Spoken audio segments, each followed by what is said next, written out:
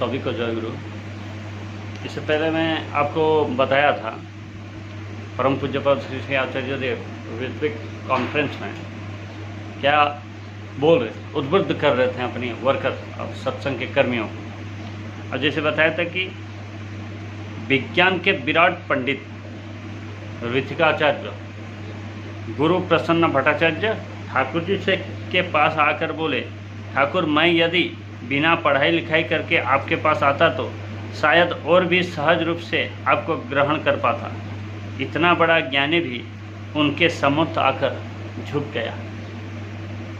सोचिए, अब उसके बाद क्या बोलते हैं, उनके सामने ज्ञान गर्वित हुआ ही नहीं जा सकता। उनके सामने ज्ञान गर्वित हुआ ही नहीं जा सकता। उन्हें देखना चाहिए, जानना चाहिए, समझना चाहिए, अनुभव करना चाहिए और सब कुछ को लेकर उन्हें ही उपभोग करना चाहिए। किसे? भगवान को उपभोग करना चाहिए। कारण जो सत्य स्वरूप हैं, हमारे प्रमुख हैं, प्रमुख वो ही इस जगत में समस्त ज्ञान का संपूर्णतम भंडार है। भगवान से बड़ा ज्ञानी कोई नहीं होता और इसीलिए ज्ञान का निर्देश एकमात्र वही दे सकते हैं। अतः हम लोग उन्हीं के समक्ष आशीर्वाद की प्रार्थना करते हैं। आशीर्वाद का अर्थ क्या है? हम लोग आशीर्वाद दीजिए बोलते हैं। आशीर्वाद का अर्थ क्या है? मान लीजिए कोई माँ एक नए प्रकार का व्यंजन बनाना चाहती है।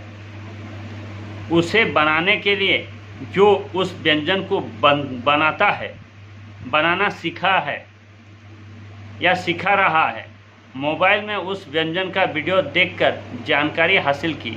पहले ऐसा करना होगा, फिर वैसा करना होगा, फिर ये डाला गया, इस परिमाण में वो डाला गया, उसके अनुसार चलने के बाद व्यंजन बनकर प्रस्तुत हुआ। अब देखिए, आशीर्वाद का मतलब बता रहे हैं।